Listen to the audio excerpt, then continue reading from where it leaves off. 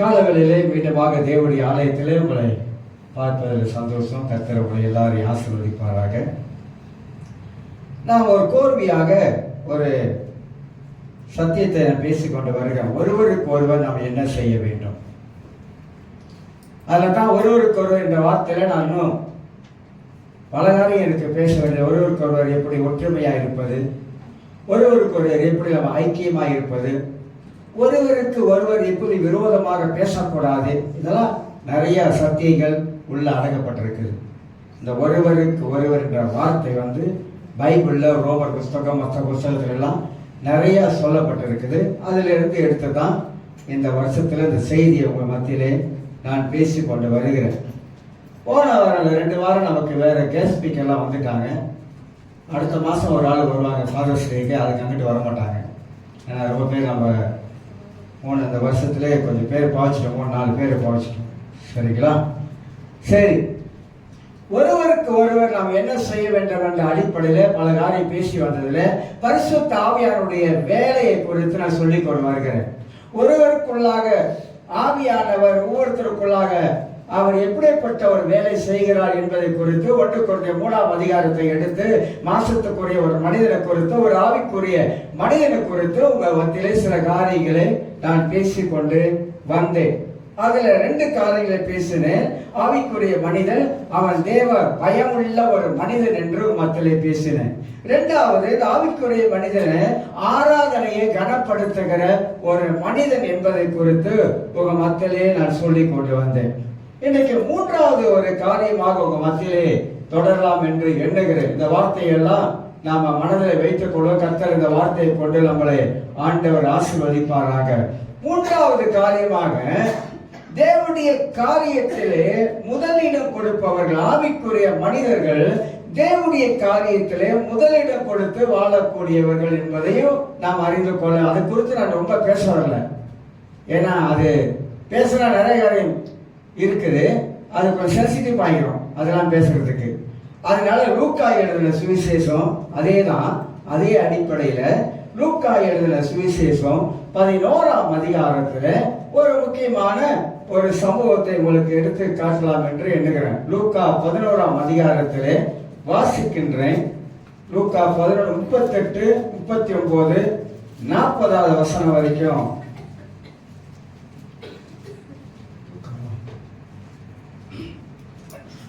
மார்த்தாள் மரியாளுடைய கதையை பற்றி உங்களுக்கு தெரியும். உங்களுக்கு வசனத்தை கொஞ்சம் மாற்றி எழுதிட்டேன்னா தெரியல. சரி, இருக்காம லூக்கா 38 வாசிக்கிறேன். 37 வாசிக்கிறேன். அதற்கு அவனை இறக்க செய்தவனை என்றான். அப்பொழுது இயேசு அவனை நோக்கி, நீயும் போய் அப்படியே செய்ய என்றான். 38, பின்பு அவர்கள் பிரயாணமாய் போகையில் அவர் ஒரு கிராமத்தில் பிரவேசித்தார். அங்கே மார்த்தாள் என்னும் பேர் கொண்ட ஒரு ஸ்திரீ அவரை தன் வீட்டிலே ஏற்றுக்கொண்டாள். 39, அவளுக்கு மரியாள் எனப்பட்ட ஒரு சகோதரி இருந்தால். அவள் இயேசுவின் பாதத்தருகே உட்கார்ந்து அவளுடைய வசனத்தை கேட்டுக்கொண்டிருந்தாள். 40வது வசனம், மார்த்தாளோ பற்பல வேலைகளை செய்வதில் மிகவும் வருத்தம் அடைந்து அவரிடத்தில் வந்த, ஆண்டவரே, நான் தனியே வேலை செய்யும்படி என் சகோதரி என்னை விட்டு வந்ததை குறித்து உமக்கு கவலை இல்லையா? எனக்கு உதவி செய்யும்படி அவளுக்கு சொல்லும் என்றால் என்று வாசிக்கிறோம். இங்கே 2 சகோதரிகளை குறித்து நாம் இங்கே வாசிக்கிறோம். மார்த்தாள் மரியாள் கதை எல்லாருக்கும் தெரியும். மரியாள் ஒரு நல்ல பங்கை தெரிந்து கொண்டாங்க. ஆனால் மார்த்தாள் அந்த நல்ல பங்கை இழந்துட்டாங்க. நல்ல பங்கை இழந்ததுக்கு என்ன காரணம் அப்படின்னு கேட்டீங்கன்னா, கடவுளுக்கு கொடுக்க வேண்டிய முதலிடத்தை மார்த்தாள் கொடுக்கவில்லை. அவங்க வீட்டு வேலை, வீட்டு காரியம், இயேசு இருக்கிறாரு, அதனால அவருக்கு சமைக்கணும் கொல்லணும் அப்படின்னு வீட்டு வேலையிலே கவனமா இருந்தாங்க. ஆனா மரியாள் அப்படி இல்லை. கடவுளுக்கு முதலிடம். எதற்கு முதலிடம் கொடுத்தாங்கன்னு கேட்டீங்கன்னா, தேவனுடைய வார்த்தைக்கு முதலிடம் கொடுத்தார்கள். இந்த இடத்துல இந்த ஆவிக்குரிய மனிதன் என்ற வார்த்தையில, ஆவிக்குரிய மனிதன் எப்போதுமே தேவனுடைய வார்த்தைக்கு தான் முக்கியத்துவத்தை கொடுத்து கொண்டே வருவார்கள். இதை ரெண்டா பிரிச்சு உங்களுக்கு சுருக்கமாக நான் சொல்ல பிரயாசப்படுகிறேன். ஆவிக்குரிய மனிதன் எதில் வளர முடியும்னு கேட்டீங்கன்னாக்கா, ஆவிக்குரிய மனிதன் வசனத்தை கேட்பதினாலே வளர முடியும். ஏன்னா அந்த ஆவிக்குரிய மனிதன் வசனம் கேட்பதற்கு முதலீடு கொடுப்பதனாலே. அநேக கிறிஸ்தவர்கள் முதலீடு கொடுக்காததனால்தான் 2வது இடத்துல தள்ளப்பட்டு போயிடலாங்க. ஏன் நாம் ஆண்டவருக்கு முதலிடம் கொடுக்க வேண்டும்? கர்த்தர் முதலிடத்தை விரும்புகிறவராய் இருக்கிறாரே. முதலாவது தேவனுடைய ராஜ்யத்தை நீதியை தேடுங்கள் அப்படின்னு சொன்னார் ஆண்டவர். அப்ப இவைகள் எல்லாம் உங்களுக்கு கூட கொடுக்கப்படும். முதலாவது என்ற வார்த்தையை கவனித்து பார்த்தீங்கன்னா, நம்முடைய வாழ்க்கையில முதலாவதாக யாருக்கு இடத்தை வச்சிருக்கிறோம்? முதலாவதாக யாருக்கு இடத்தை வச்சிருக்கிறோம்? எனக்கு அருமையானவர்களே, காலம் கொடிதான ஒரு காலத்துக்குள்ள அவங்க போய் கொண்டு இருக்கிறோம். மீண்டுமாக கொரோனா என்ற ஒரு வைரஸ் கிருமி உலகத்தில் பரவி கொண்டு வருது. இந்த கொரோனா மீண்டும் பரவுவதனால எல்லாம் சரியாகிறோம் அப்படின்னு இல்லை. மனிதனுக்கு உலகத்துல ஒரு காலத்துல மனிதன் நிம்மதியாய் வாழலாம், ஒரு காலத்துல மனிதன் சந்தோஷமா வாழலாம். ஆனா இப்பொழுது மனிதன் நிம்மதியா வாழ முடியல. மனித வாழ்க்கையில உலகத்துல ஒன்று போனா ஒண்ணு வந்து கொண்டு இருக்குது, ஒன்று போனா ஒண்ணு நடந்து கொண்டு இருக்குது. யுத்தங்கள் நடக்குது, மக்கள் அழிகிறாங்க, மக்கள் கொல்லப்படுறாங்க, கொடூரமான வியாதிகள் வருது, சொல்ல முடியாத வியாதிகள் வருது. திடீரென்று மனுஷன் இருக்கிறான், உட்கார்ந்த மக்களே மனுஷன் இறந்து போயிடுறான். ஒரு டாக்டர் சொன்னாங்க, இப்படி சொன்னாங்க அவங்க, அதாவது குளித்து விட்டு வெற்றிடமுக்களை உடைய மாத்திரத்துக்குள்ளாக அப்படியே முட்டி போட்டு பார்த்திருப்பீங்கன்னு நினைக்கிறேன். முட்டி போட்டு அப்படியே கை ஊன மாத்திரத்துல ஹார்ட் அட்டாக் அப்படியே இறந்து போயிட்டோம். என்னன்னாக்கா ஆச்சரியமா இருக்குது. நல்லா பேசுன மனுஷன், நல்லா இருந்த மனிதன் நிமிஷத்துல மனித வாழ்க்கை, மனித உயிர் பயிர். பைபிள் நமக்கு ரொம்ப அழகா சொல்லுகிறது, மனுஷன் புல்லை போல, மனிதன் மேகத்தை போல.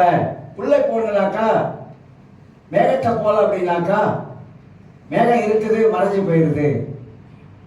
மனிதன் பூவை போல இருக்கிறான், சாயத்துல உதிர்ந்து விழுந்து போகிறது. மனித வாழ்க்கையை பற்றி பைபிள் ரொம்ப அழகா விவரிக்கிறது, விவரிச்சு பேசுகிறது. ஆனா மனிதன் அந்த தேவ பயம் இல்லாதவனாக, மனிதன் கடவுளுடைய வார்த்தையை கேட்டு வாழாதவனாக, இஸ்ரவேல் மக்களுடைய வாழ்க்கையை அப்படியே பார்த்தீங்கன்னா, அந்த வாழ்க்கை இப்பொழுது திரும்பி பார்த்தீங்கன்னாக்கா, இப்பொழுது அந்த இஸ்ரவேல் மக்கள் அன்றைக்கு எப்படி வாழ்ந்தாங்களோ அதே மாதிரிதான் இன்றைக்கு சூழ்நிலை எல்லாம் மாறிக்கொண்டே போகுது. வித்தியாசமான சூழ்நிலைக்குள்ளாக மனிதன் தள்ளப்படுகிறான். பிசாசுடைய துரோகம், பிசாசுடைய வஞ்சகம், பிசாசுடைய ஏமாற்ற மனிதனுக்குள்ளாக நிறைய அன்னைக்கு நடந்து கொண்டிருக்குது. சாத்தானால அநேக கிறிஸ்தவர்கள் மோசம் போகிறாங்க, பிசாசினால் அநேக கிறிஸ்தவர்கள் வஞ்சிக்கப்படுறாங்க, பிசாசின் மூலமாக அநேக கிறிஸ்தவர்கள் இழுக்கப்படுறாங்க, உலகத்தில் இழுக்கப்படுறாங்க, கவர்ச்சியினால இழுக்கப்படுறாங்க. வாழ்க்கை அவங்களுக்கு என்னவோ அவங்க வேற உலகத்தில் வாழ்வது போல நினைக்கிறாங்க. வாழ்க்கை என்பது, நம்முடைய வாழ்க்கை எல்லாம் கர்த்தருடைய கரத்தில் இருக்கிறது. நாம் அந்த உலகத்தில் சத்தியத்தை அறிந்தவர்களாக, சத்தியத்தில் வளர்ந்தவர்களாக, ஒரு நல்ல ஒரு தெளிவான எண்ணம் உள்ளவர்களாக, ஆவிக்குரிய மனிதர்களாக, ஆவிக்குரிய சிந்தை உள்ளவர்களாக, கர்த்தருக்காக வாழக்கூடிய அர்ப்பணிப்பு, ஒப்பு கொடுத்தல், ஆண்டவருக்கு முதலிடத்தை நம்ம வகுத்து கொடுக்கிறவர்களாக இருக்கணும். முதலிடம் தேவன் முதலிடத்தை விரும்புகிறார். அப்ப இந்த ஆவிக்குரிய மனிதனுடைய வாழ்க்கையில கொஞ்சம் கவனித்து பார்த்தீங்கன்னா, மார்த்தாள் கவலை உள்ளவளா இருந்தால், வீட்டு வேலைகளை குறித்து கவலை உள்ளவளா இருந்தால் மாசத்துக்குரிய மனுஷி. ஆனா மரியாள், அவளுக்கு தெரிய நல்ல பங்கு எங்க இருக்கு? ஆண்டவராக இயேசுடைய வாயிலிருந்து வருகிற வார்த்தையில இருக்குது. நல்ல பங்கு இருக்குது. அதன் மூலமாக நான் வாழ முடியும், அதன் மூலமாக ஆண்டவரின் தேவை சந்திக்க முடியும், அதன் மூலமாக ஆண்டவரை வழிநடத்த முடியும். வார்த்தையில தான் வாழ்க்கையை அடங்கி இருக்குது. மனுஷன் அப்பத்தினால மாத்திரமல்ல, தேவனுடைய வாயிலிருந்து வருகிற புறப்படுகிற ஒவ்வொரு வார்த்தையில மனுஷன் பிழைப்பான். சிமியத்தில் ஒரு வசனத்தை வாசித்தான். தேவனுடைய வார்த்தையை கை கொள்ளுகிறவர்கள், தேவனுடைய வார்த்தையை கேட்கிறவர்கள், சத்தியத்தை கேட்கிறவர்கள், சத்தியத்தை அறிந்திருக்கிறவர்கள், சத்தியத்தை நம் வாழ்க்கையில மெய்யாக உண்மையாகவே கை கொண்டு நிற்கிறவர்கள், அவர்கள் எப்போதுமே 30 இருக்க மாட்டாங்க, 60 இருக்க மாட்டாங்க, 100 தலையான ஆசீர்வாதங்களை கொடுக்கக்கூடியவர்களாக காணப்படுவார். அப்ப மரியாள் என்பவர் நல்ல பங்கை தெரிந்து கொண்டானாக்கா, இயேசுடைய பாதத்தில் உட்கார்ந்து இயேசு சொல்லுகிற வார்த்தையை அவங்க கேட்கிறவர்களாக இருந்தாங்க. இயேசு சொல்லுகிற வார்த்தையிலே நன்மையான காரியங்களை அவங்க பெற்றுக்கொள்ளக்கூடிய ஆட்களாக இருந்தாங்க. அவங்க ஆவிக்குரிய ஒரு மனுஷியாய் காணப்பட்டாங்க. அப்போ ஒரு ஆவிக்குரிய மனிதனுக்கு என்ன இருக்கும் என்று நீங்க கேட்டீங்கன்னா, ஒரு ஆவிக்குரிய மனிதனாக நாம் வாழும் பொழுது ஆவிக்குரிய மனிதருக்கு ஆவிக்குரிய சிந்தனைகள் இருக்கும்.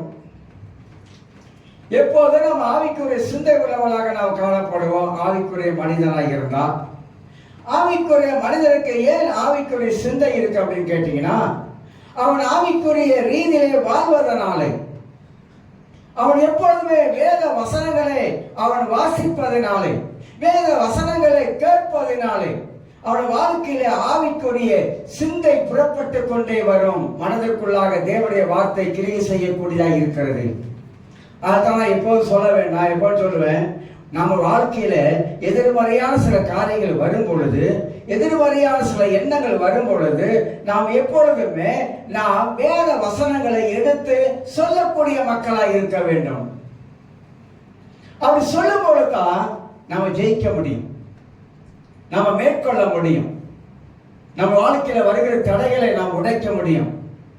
எல்லாவற்றையும் இயேசு கிறிஸ்து என்ற நாமத்தினாலே ஜெயம் கொண்டவர்களாக நம்மளால ஜெயம் எடுத்து வாழக்கூடிய மக்களாக நாம் காணப்பட முடியும்.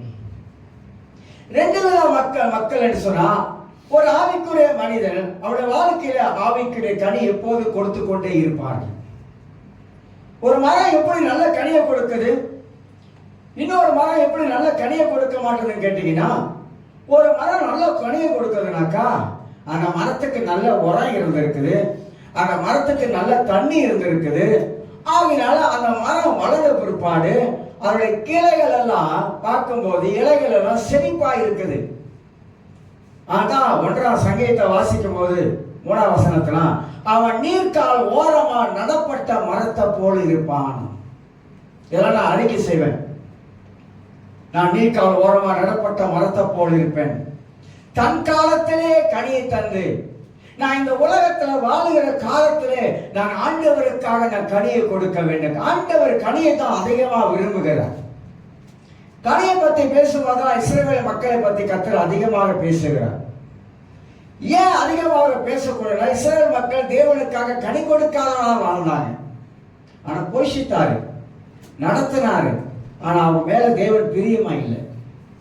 கொண்டு 10ஆம் அதிகாரத்துல நீங்க வாசிக்கும் போது அங்க அழகா சொல்லுவாரு, ஆனா தேவன் அவங்க மேல அதிகமான பெயர் மேல பிரியமா இல்லை.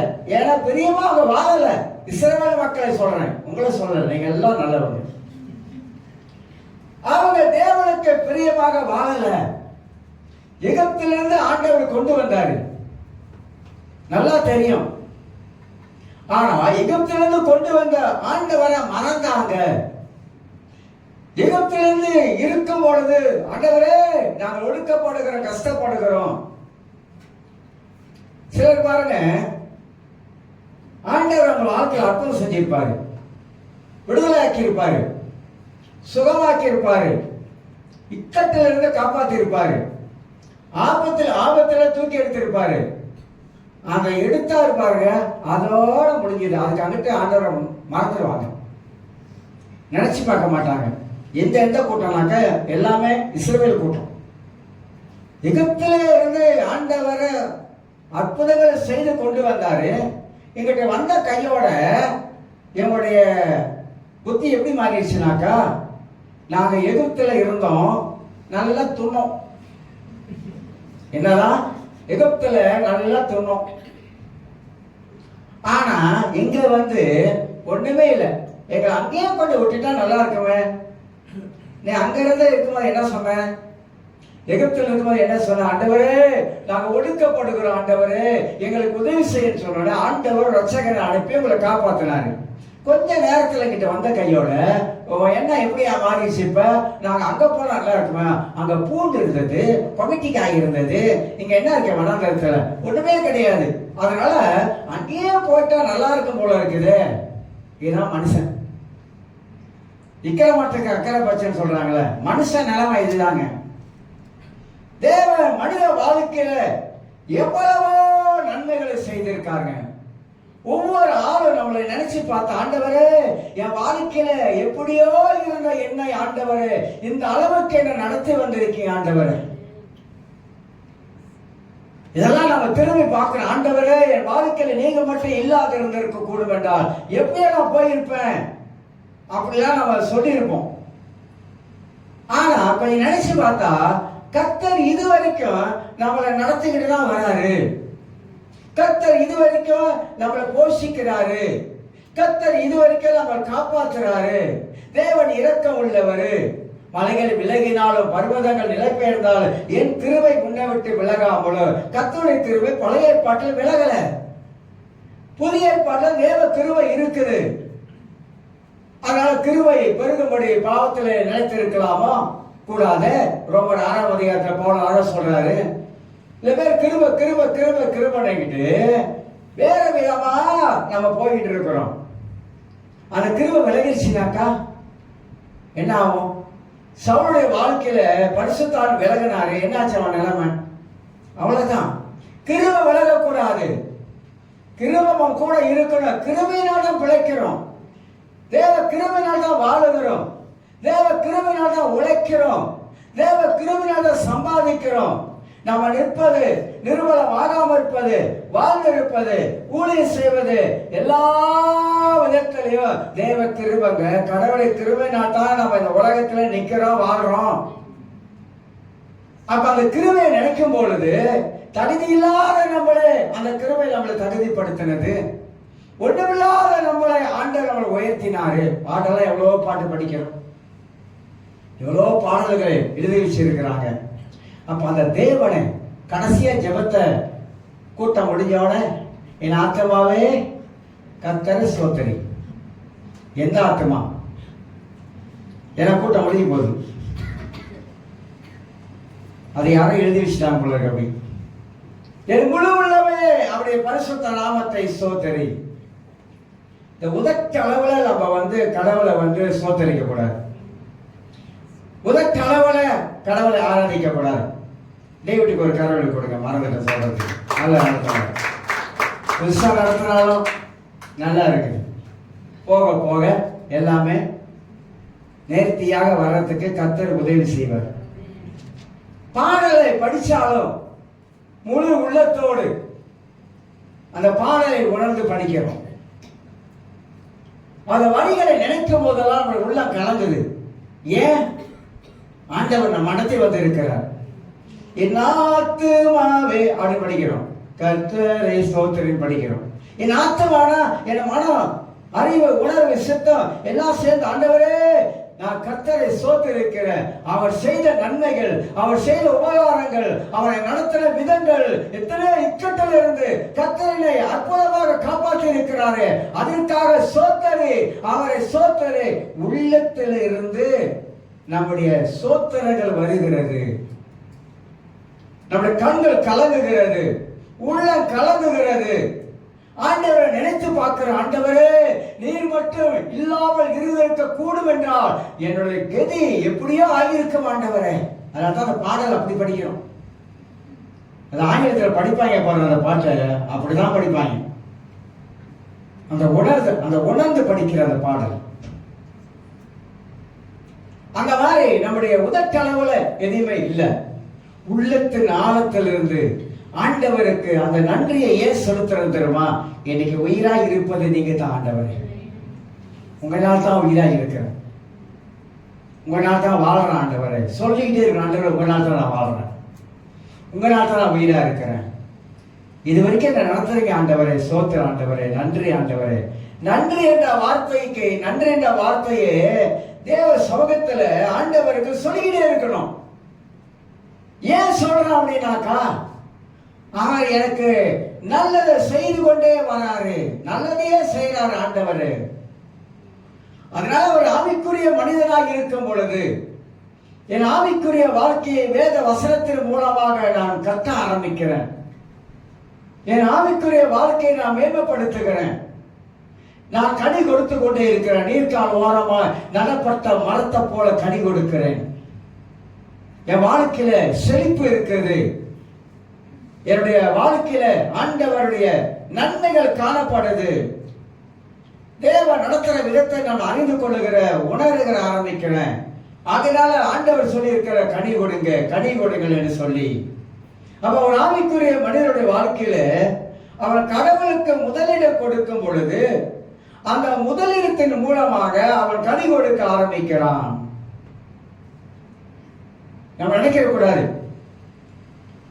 நம்ம இன்னைக்கு நல்லா இருக்கிறோம் அப்படின்றது மட்டும் ஆண்டவருக்கு நன்றி சொல்லி இருக்கணும். ஏன் நல்லா இருக்கிறோம் அப்படின்னாக்கா, அவர் நல்லா வச்சிருக்கிறார். அதை நினைக்கணும். ஆண்டவரே நீங்க நல்லா வச்சிருக்கீங்க ஆண்டவர். ஆனா கிறிஸ்தவ வாழ்க்கையில ஆவிக்குரிய மனிதனுக்கு கனி கொடுத்து கொண்டே இருக்கணும். கனி கொடுத்து கொண்டே இருக்கும். ஒரு சம்பவத்தை 2 சாமுவேல் புஸ்தகத்துக்கு வைத்திருப்போம். ஒரு சம்பவத்தை எப்படி கனி கொடுக்கறதுன்னா, நம்ம வித்தியாசமான ஒரு யோசனையில் இருப்போம். என்ன கனி கொடுக்கலாம்? மாங்காவா, தேங்காவா, இல்லை என்ன கனி கொடுத்தா சரியா இருக்கும் அப்படின்னு நினைக்கலாம். ஆனால் கனி கொடுக்கிற வாழ்க்கையில வேதம் ரொம்ப சில காரியத்தெல்லாம் நமக்கு சொல்லுகிறது. தாவீது அப்சலோம் மூலமா, தன் மகன் மூலமாக அப்சலோம் தாவீதுடைய சிங்காசனத்தை எடுக்க வரான். தாவீது அப்சலோமுக்கு நமக்கு தெரிய சம்பவம். ஆனா அவன் அரண்மனையை விட்டு காட்டு பகுதி போறான், குகைக்குள்ள போறான். அப்படி போகும் பொழுது, போய்கொண்டு இருக்கும் பொழுது 7ஆம் வசனம் வாசிக்கிறேன். 2 சாமுவேல் 16ஆம் அதிகாரம் 7ஆம் வசனத்தை வாசிக்கிறேன். சீமேயி அவனை தூசித்து, இரத்த பிரியனே, பேலியானின் மனுஷனே, தொலைந்து போ.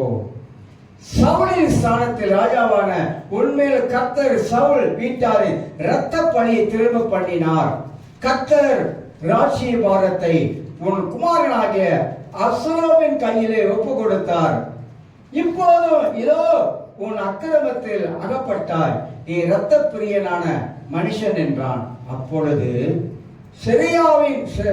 செரியாவின் குமாரன் அபியாசா ராஜாவை நோக்கி, இந்த செத்த நாய் ராஜாவாக என் ஆண்டவனை தூஷிப்பானேன், நான் போய் அவன் தலையை வாங்கி போடட்டும் என்றான். அதற்கு ராஜா, செருவாவின் குமாரனாகிய குமாரரே, எனக்கு உமக்கு என்ன?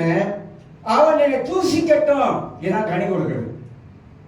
கனி கொடுக்கிறது என்னங்க?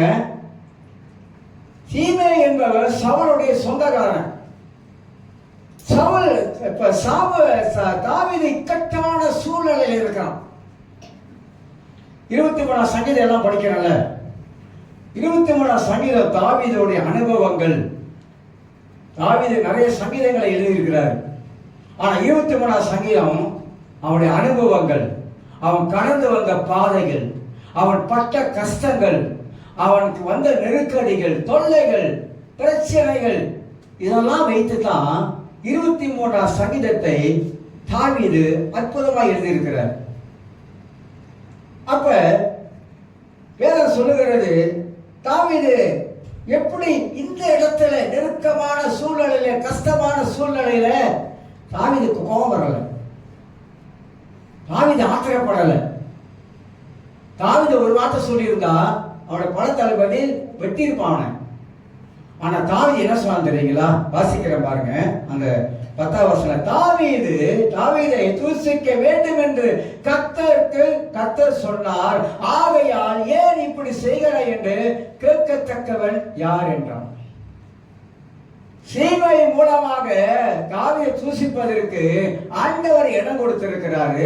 அதனால சீமையை தூசிக்கிறான். அதனால தூசிக்கட்டும், தாவீதை தூசிக்கட்டும். அதுதான் கனி கொடுக்கலாம். சில வேளைகள்ல நீங்க பாருங்க, இந்த சம்பவம்லாம் எப்படி நமக்கு சொல்லப்படுதுன்னா, சில வேளைகள்ல நம்மள சில பேர் வந்து தூசிப்பாங்க தான். தூசிட்டு போட்டோம், நம்ம கர்த்தருக்கு கனி கொடுக்கிற ஒரு மரமா உண்மையாக இருக்கக்கூட வேண்டாம். பலர் வந்து நம்ம தூசிக்கலாம், நம்மளை பல காரியங்களை பேசலாம். அப்பதான் கர்த்தர் பார்க்க, நீ கனி கொடுக்கிறாயா, என்ன செய்யறான்னு பார்ப்பாரு. கனி கொடுக்கணும், தூசிக்கிற நேரத்துல கனி கொடுக்கணும். நல்லவங்களே தூசிப்பாங்க சில பேர். 50 பேர் இருந்தாக்கா நிச்சயமாக 50 பேர் நம்மளை வந்து நல்லதா பேச மாட்டாங்க. நிச்சயமா 2 பேர் 3 பேர் நம்மளை ஏதாவது சொல்லதான் செய்வாங்க. சொல்லிட்டு போட்டோன்னு போய்கிட்டே இருக்கணும். இந்தியாவில தோமஸ் ராஜின்னு ஒரு ஊழியர் இருக்காரு, இறந்துட்டாரு. இந்த பிள்ளைங்கெல்லாம் ஊழியம் செய்யறாங்க. இப்போ மலேசியா கூட பிலிப் ஜெயபால சேர்ச்சிக்கு கான்ஃபரன்ஸ் கொண்டு போனார். அவங்க அப்பா சொல்றாரு, ஒருவன் அவனுக்கு ரொம்ப இடுக்கன் பண்றானா, கஷ்டம் கொடுக்கறானா, பல காரியம் பேசுறானா, நீ ஒண்ணுமே பேசாத, அமைதியாயிரு, பொறுமையாயிரு, கர்த்தர் பார்த்துக்குவார்.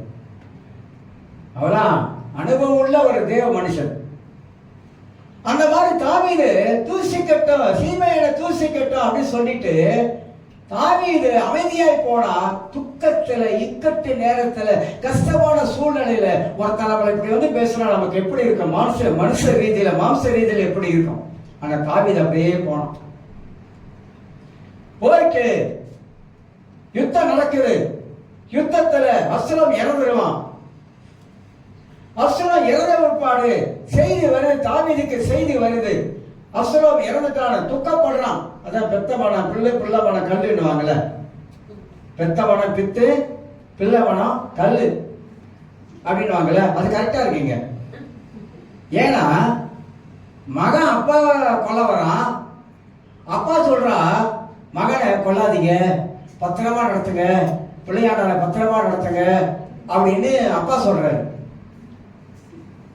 ஆனா யோவாபை கொன்றுவான். கொண்டு திரும்பி வருவான். யோர்தானை கடந்து தாவீது வரும் பொழுது இந்த சீமை முடியாது யோர்தானை கடந்து வரான் தாவீது சொல்லிட்டு போய் அப்படியே, தாவீதே என்னை மன்னிச்சிரு காலில் விழுந்துட்டான். உங்களை யாரெல்லாம் தூசிக்கிறாங்களோ, உங்களை யாரெல்லாம் வெட்கப்படுத்துறாங்களோ, உங்களை யாரெல்லாம் கேவலப்படுத்துறாங்களோ, ஒரு நாள் உங்க காலில் வந்து விழுவாங்க. என்னன்னு விழுவாங்க? மன்னிச்சிருங்க, அன்னைக்கு அப்படிலாம் பேசிட்டேன், மன்னிச்சிருங்க அப்படி சொல்லக்கூடிய ஒரு காலம் வரும். ஆனா கனி கொடுக்கிற ஒரு மனிதன் அமைதியாக இருப்பான். ஏன்னா அவன் கனி கொடுக்கிற ஒரு ஆவிக்குரிய மனிதன். எல்லாம் நடக்கும், பல காரியம் நடக்கும். சில வேலை எப்படி நம்ம இதெல்லாம் தாங்கிட்டு இருக்கிறது அப்படின்னு நினைப்போம். என்ன கொடுத்தா ஒர்க் ஷாப்ல காட்டினேன், இந்த பாசற செருப்பால் அடிக்கணும் அப்படின்னாரு. அப்படிலாம் கேட்டுட்டு சாப்பிட்டா இருக்கணும். என்ன ஏன்? அதாவது பழி போடுறோம், பல விதத்துல பழி போடுவாங்க. இப்ப எல்லாம் கேட்குறீங்க, ஏன் அப்படி கேட்டாங்க? அது யாரா இருக்கும்? அது எவரா இருக்கும்? இப்படிப்பட்ட ஆளா இருக்கும்? இப்படி கேட்டிருக்காங்களா அப்படின்னு நீங்க நினைக்கிறீங்களா? ஒன்றும் இல்லை. தசமாலாம் எங்க போடுறீங்க? சேர்ச்சில் போடுறீங்க.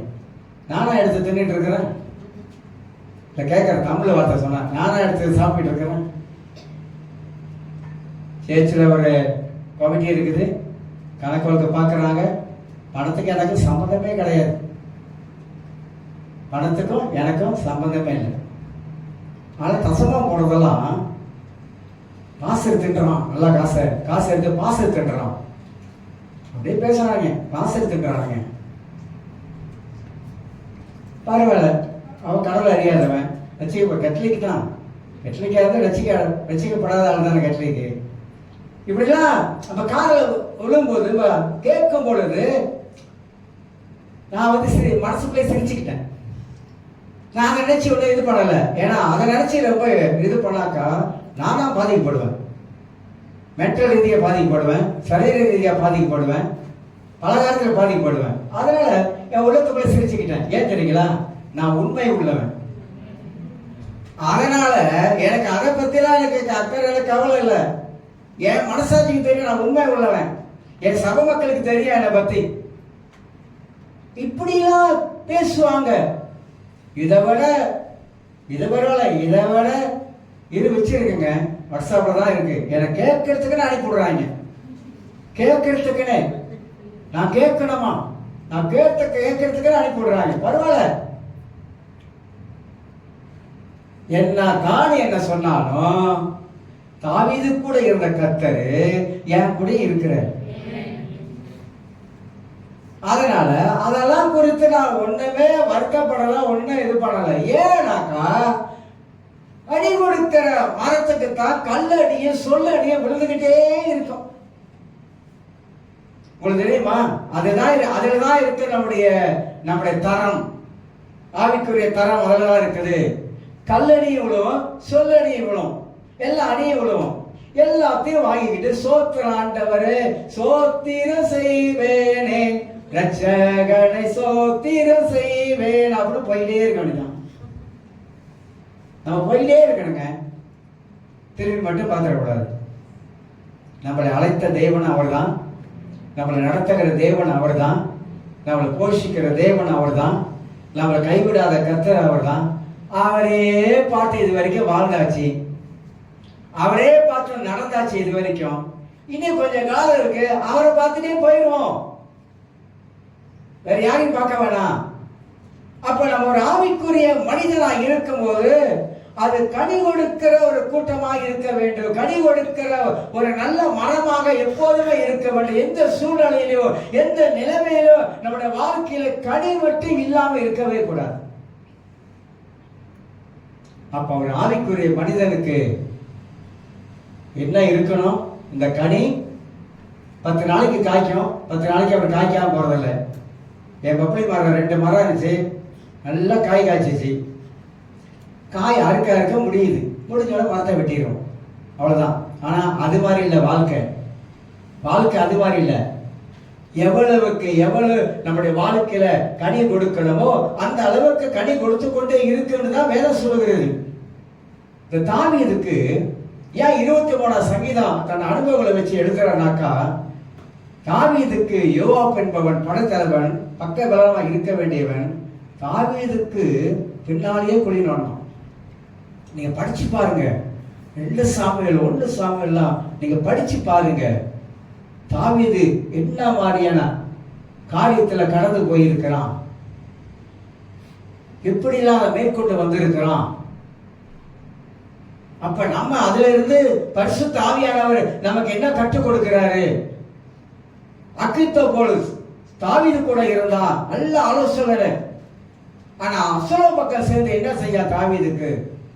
ஆனா கர்த்தர் இது எல்லாவற்றையும் எப்படி மாற்றி போட்டாரு, எப்படி அதமாக்கி போட்டாரு. எனக்கு அதுதாங்க இதுல ரொம்ப பிடிக்கும். என்ன ரொம்ப பிடிக்கும்னா, தாவீது கூட இருந்த கர்த்தர் தாவீதுக்கு விரோதமாக பல காரியம் எழுப்பினாலும், ஆனா தாவீது கர்த்தரை பிடித்து கொண்டதுனால எல்லாவற்றையும் கர்த்தர் மாற்றி போட்டார்.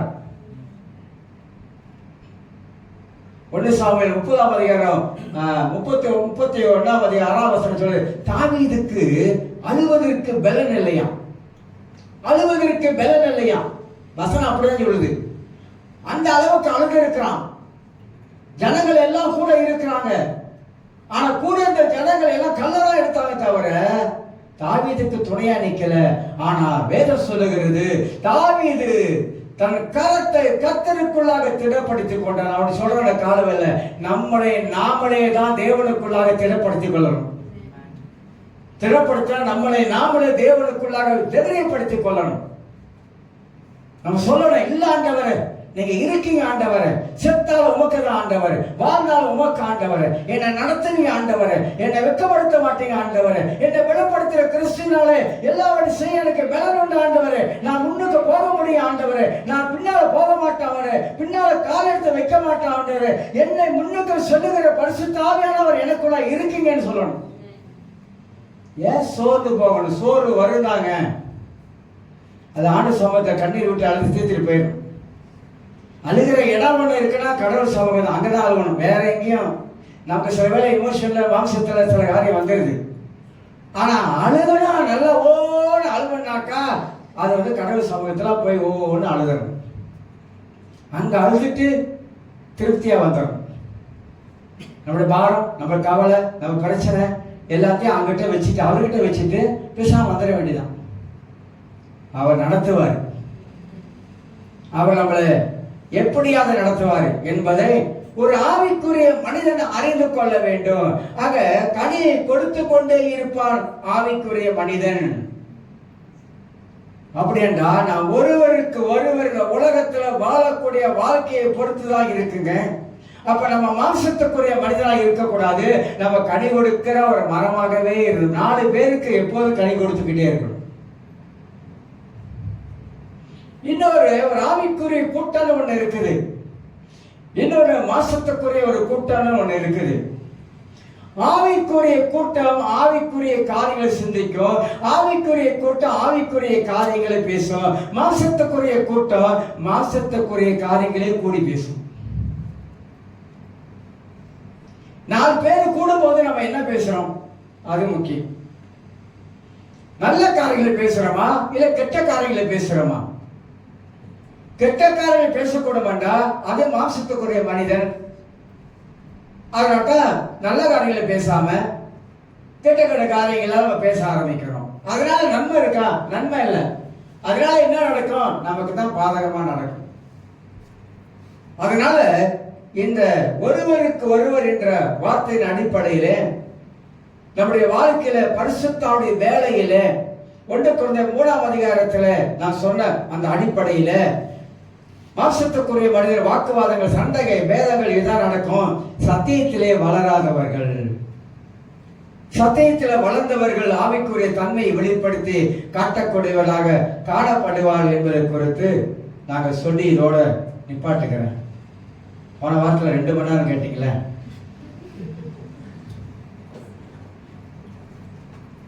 அதனால சுருக்கமான ஒரு சத்தியம், நம்ம வாழ்க்கையில் அது வேலை செய்யணும். நம்ம எல்லாம் அந்த உலகத்துல ஒரு நாள் கடந்து போயிடும். நம்ம போனாலும் 4 பேர் நம்மளை பத்தி பேசும். யானை இருந்தாலும் 1000 பொண்ணுன்னுவாங்க, இறந்தாலும் 1000 பொண்ணுன்னுவாங்க.